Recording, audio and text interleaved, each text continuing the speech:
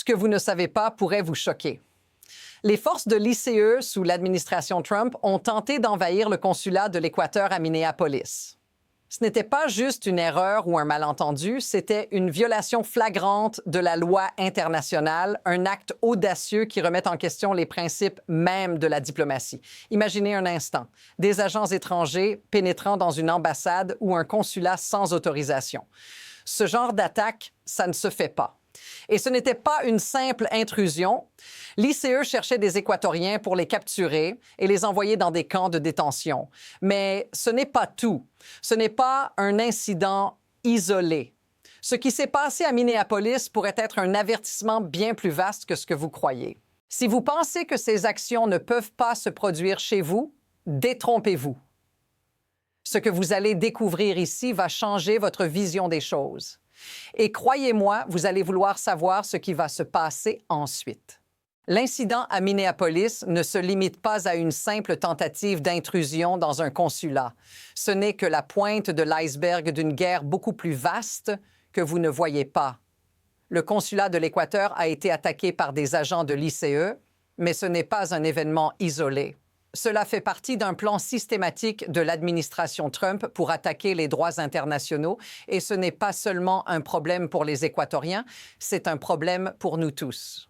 Pourquoi cela devrait-il vous inquiéter? Parce qu'un acte comme celui-ci ne se produit pas sans conséquences. Ce qui se cache derrière cette violation massive de la loi touche bien plus que des diplomates étrangers. Si ces actes sont tolérés, quel sera le prochain pas? Un consulat, une ambassade, un territoire étranger sur le sol américain? Qui sera le prochain à se retrouver sous la menace de cette attaque? Restez avec nous, car ce que vous allez découvrir après cela révèle l'ampleur de ce que l'on ignore volontairement, et ce n'est pas une question de politique, c'est une question de sécurité et de dignité humaine. Cette tentative d'invasion n'est pas seulement choquante, elle est illégale. Selon la Convention de Vienne de 1963, un pays ne peut pas pénétrer dans un consulat sans autorisation explicite. Et pourtant, c'est exactement ce que l'ICE a fait à Minneapolis. Ils ont essayé d'envahir une zone protégée. Mais voici la question clé. Comment ont-ils cru pouvoir agir ainsi sans conséquence? Les autorités locales, heureusement, ont agi rapidement. À l'instant où les agents de l'ICE ont tenté d'entrer dans le consulat, les responsables équatoriens ont fermement bloqué leur passage. Retournez chez vous, vous n'avez pas le droit d'être ici, ont-ils dit. Cela aurait pu être la fin de l'histoire, mais ce n'était que le début d'une situation explosive. Mais attendez, car ce qui est crucial ici, ce n'est pas seulement ce qui s'est passé à Minneapolis, mais ce qui se cache derrière tout ça. Pourquoi ce genre d'agression a-t-elle été lancée et qui en tire réellement profit? Regardez de plus près. Vous verrez des liens qui vous surprendront. Ce qui s'est passé à Minneapolis n'est pas un cas isolé. Au contraire, c'est une escalade d'un phénomène bien plus vaste. Ce n'est pas la première fois que l'ICE dépasse les bornes de la loi, mais cette attaque contre un consulat étranger renverse la logique même de ce que l'on pourrait considérer comme acceptable. Pensez à l'histoire récente. Quand l'ICE a intensifié ses actions sous Trump, on a vu des incursions de plus en plus violentes, de raids illégaux, des détentions sans fondement et des tactiques de coercition brutale. Cette incursion dans un consulat étranger est une ligne rouge qui a été franchie, une ligne qui aurait dû rester inviolée. Mais voilà où les choses deviennent vraiment préoccupantes. Cela devient la norme. Ce genre de comportement pourrait bien être en train de se banaliser. Ce n'est plus juste un abus de pouvoir isolé, mais un système d'intimidation. Et ce qui est encore plus effrayant, c'est que ce n'est qu'un début. Ce que vous voyez ici n'est pas une exception. C'est le reflet d'un modèle de plus en plus accepté et peut-être même institutionnalisé. Mais la vraie question, c'est combien de temps avant que cela devienne une tactique courante et à quel point cela peut-il s'aggraver, mais ça ne s'arrête pas là. Ce qui est en jeu ici n'est pas seulement l'attaque sur un consulat, c'est une violation systématique des droits humains qui va bien au-delà de Minneapolis. Prenez cet incident à Baltimore, des conditions de détention inhumaines où des migrants sont entassés dans des cellules sordides sans lit ni toilettes. C'est une scène digne des pires dictatures. Les images qui circulent sont choquantes. 50 personnes sans espace dans une cellule glacée, une promiscuité abominable et aucune possibilité d'accéder à l'aide. Imaginez un instant ces gens, certains enfants, enfermés comme des animaux. Les autorités de l'ICE, au lieu de traiter traiter ces êtres humains avec dignité les traite comme des criminels à part entière. Et pourtant, personne ne bouge. Regardez cette contradiction. L'administration Trump, qui prétend vouloir protéger l'Amérique, enfreint ses propres lois et principes fondamentaux en infligeant ces conditions extrêmes. Mais voici la vraie question.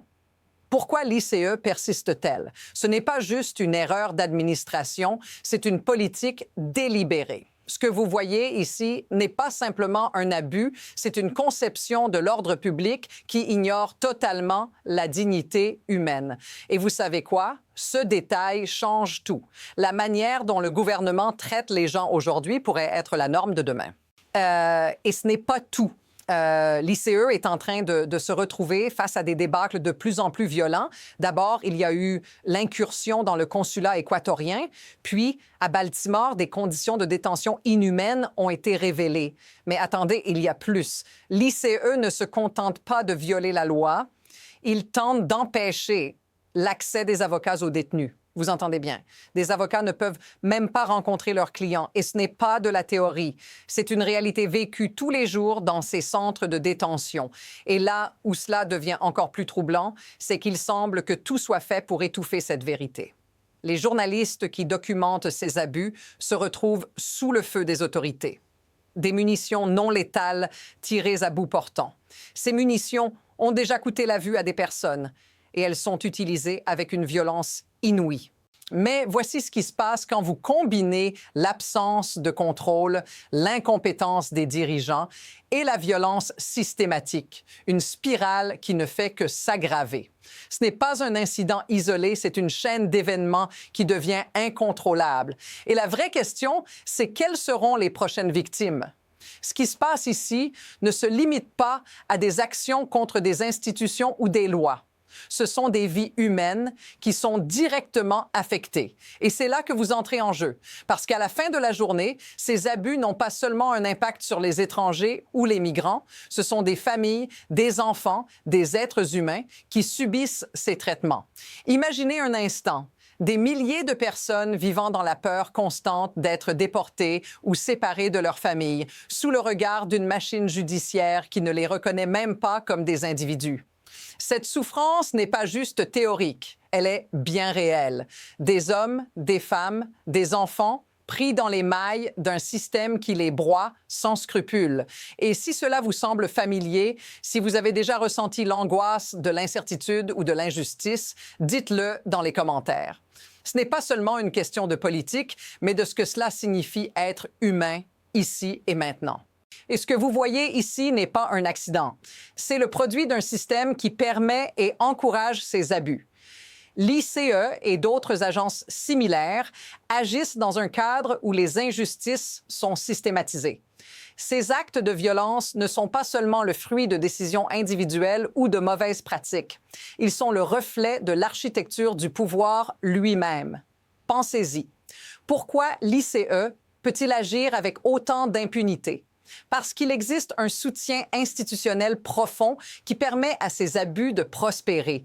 Ces agences ne sont pas seulement armées et dangereuses, elles sont protégées par une structure qui les couvre.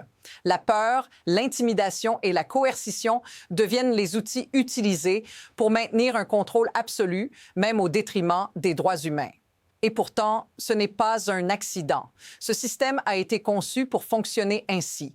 Un système où la souffrance des individus est un prix acceptable pour la sécurité de l'État, où l'humanité même des citoyens est mise de côté au nom de l'ordre. Alors, où allons-nous à partir de maintenant? L'issue de cette situation pourrait se jouer sur deux fronts. D'abord, si l'administration actuelle continue sur cette voie, il est évident que les violations de droits humains vont devenir la norme et non l'exception. Nous pourrions voir un renforcement de l'autorité des agences comme l'ICE, avec une normalisation de la violence institutionnalisée, où les frontières de la loi deviennent de plus en plus floues. D'un autre côté, il existe une résistance croissante. Les citoyens se lèvent, les procureurs locaux s'unissent et les avocats se battent pour garantir des droits fondamentaux. Les protestations sont plus fréquentes et l'opinion publique commence à faire pression pour un changement réel. Si cette dynamique continue à croître, on pourrait assister à un renversement des politiques actuelles et à une réforme du système d'immigration qui mettrait fin aux abus systémiques. Mais dans cette incertitude, une chose est sûre, la situation évolue rapidement et chaque jour compte. Nous sommes à un carrefour critique et la prochaine décision pourrait bien tout changer.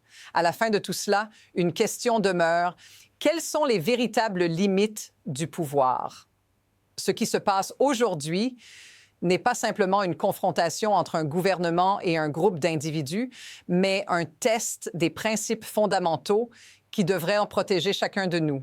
Ce que nous acceptons aujourd'hui façonnera le monde de demain. Si nous laissons ces actions se multiplier, que restera-t-il de notre humanité? Ce qui se passe à Minneapolis, à Baltimore, dans ces centres de détention, n'est que le symptôme d'un mal plus profond. Mais chaque voix qui se lève, chaque geste de résistance montre qu'il est encore temps d'agir. Les décisions prises dans les jours et semaines à venir peuvent soit réparer ce système, soit l'enterrer définitivement. Et si vous voulez comprendre comment cette histoire se développe et comment cela affectera votre vie, n'oubliez pas de vous abonner, parce que ce n'est pas une histoire qui finit ici. C'est une bataille en cours et vous avez un rôle à jouer.